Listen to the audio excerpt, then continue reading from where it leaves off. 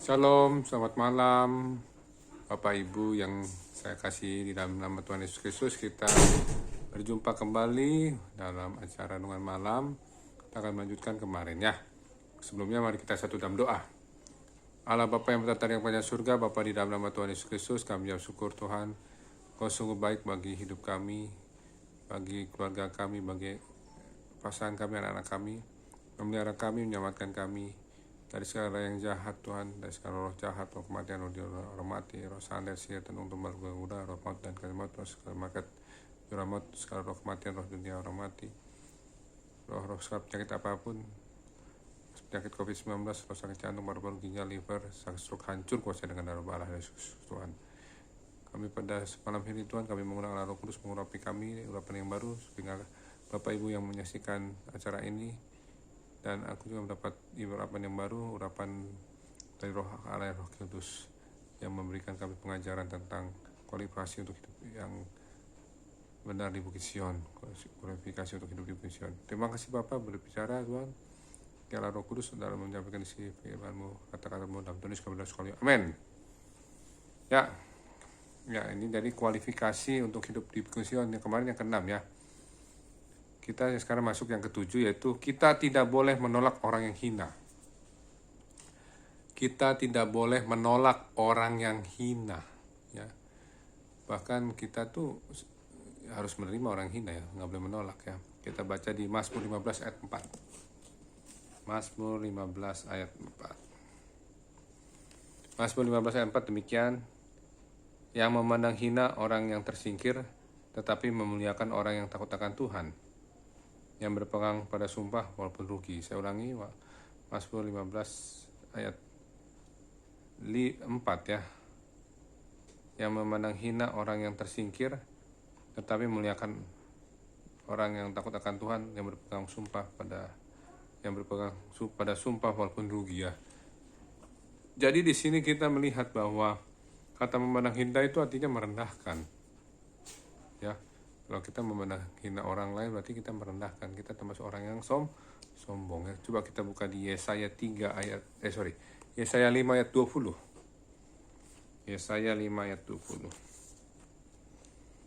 Yesaya 5 ayat 20. Celakalah mereka yang menyebutkan kejahatan itu baik dan kebaikan itu jahat, yang mengubah kegelapan menjadi terang dan terang menjadi kegelapan, yang mengubah pahit menjadi manis dan manis menjadi pahit. Nah, ini dia.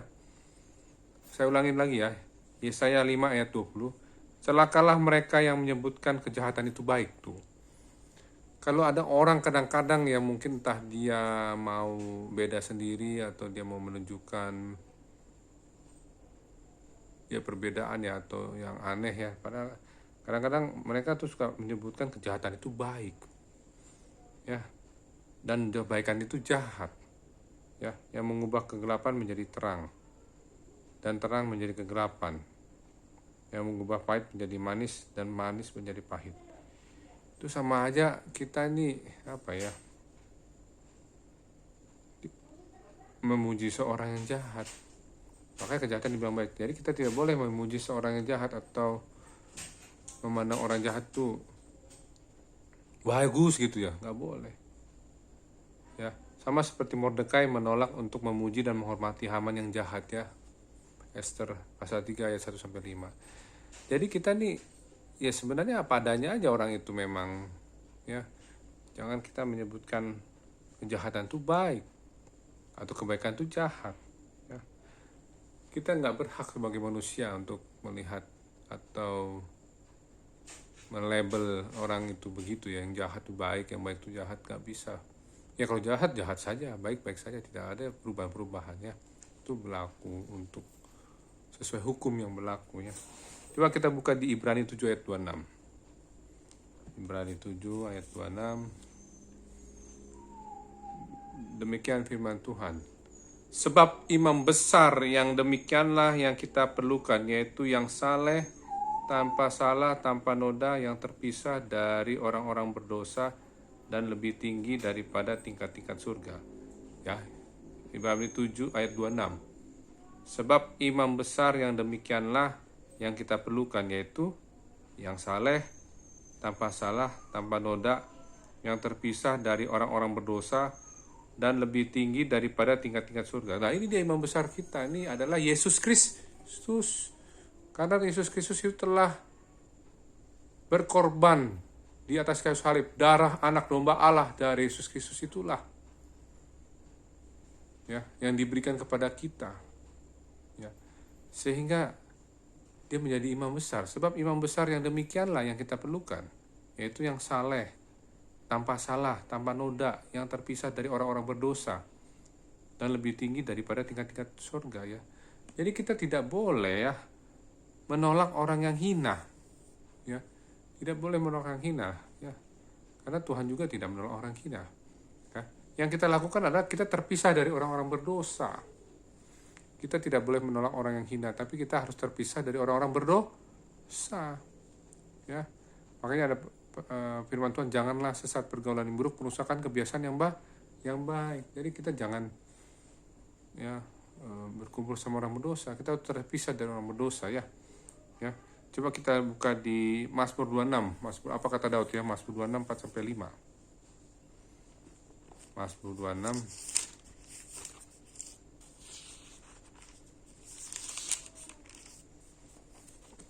Mazmur 26 ayat 4 sampai 5. Ini kata Daud ya. Aku tidak duduk dengan penipu, dan dengan orang munafik aku tidak bergaul. Aku benci kepada perkumpulan orang yang berbuat jahat, dan dengan orang fasik aku tidak duduk. Tuh. Ini yang kata Daud ya. Saya ulangi, Mazmur 26 ayat 4 sampai 5. Ya. Aku tidak duduk dengan penipu, dan dengan orang munafik aku tidak bergaul. Aku benci kepada perkumpulan orang yang berbuat jahat, dan dengan orang fasik aku tidak duduk. Nah, ini artinya kita benar-benar menyadari bahwa kita ini mau hidup dalam kebenaran. Ya, kenapa Daud kok gimana sih nggak mau gabung-gabung sama orang nipu? Kan bisa aja ditobatin ya.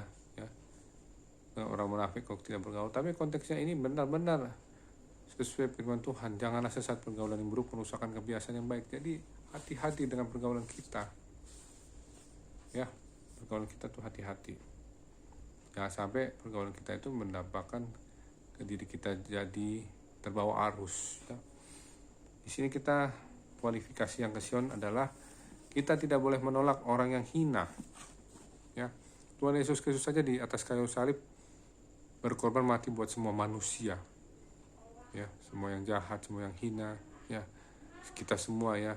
Yang penting kita dengan sikap rendah hati, merendahkan diri di hadapan Tuhan, kita mengakui kelemahan kita minta kasih karunia anugerah Tuhan yang berlimpah-limpah untuk kita bisa melakukan hidup ini sesuai dengan perintah Tuhan, hukum-hukumnya Tuhan, tidak bercacat, tidak bercela, tidak bernoda, hidup berkenan, hidup kudus, pikiran kita kudus, perkataan kita kudus, perbuatan kita. Amin. Mari kita satu dalam doa. Allah Bapa yang bertata di atas surga, Bapa di dalam nama Tuhan Yesus Kristus, terima kasih atas firman-Mu Tuhan. Biarlah kami tidak menolak orang yang terhina Tuhan, sama seperti-Mu Tuhan. Engkau mati di atas kayu salib berkorban untuk kami, menghapuskan dan mengampuni segala dosa kesalahan kami, dan kami tidak mengalami hukuman kekal. Ampuni dosa-dosa kami Tuhan apabila pernah memandang hina Tuhan. Biar kami tidak memandang hina kami, biar kami tidak memandang hina orang-orang di sekitar kami atau orang-orang yang jauh dari kami, tapi kami menghadang mereka Tuhan sebagai anak-anak Tuhan yang hidup dalam kekudusan dan hidup dalam terang Tuhan, kehendak Tuhan. Terima kasih Tuhan. Kami sebentar lagi mau istirahat tidur, berikan kami tidur yang nyenyak. Bangunkan besok pagi dengan tubuh disebarkan jam 4 atau jam 5 untuk saat teduh. Kami mohon di dalam nama Bapa, Anak, Roh Kudus, Tuhan Yesus Kristus, kuasa darah Allah dari Yesus Kristus menaungi kami semua Tuhan. Dalam tidur ini berikan tidur nyenyak. Roh Kudus mengampuni dan menyucikan segala dosa kami. Roh Kudus memimpin alam sadar bawah sadar kami, tolak kematian muda, segala penyakit kuasa gelap, roh kematian, akibat penyakit jantung, paru-paru, ginjal, liver, kami ikat patahan kusuk, hancurkan kuasa yang dalam nama Yesus Tuhan.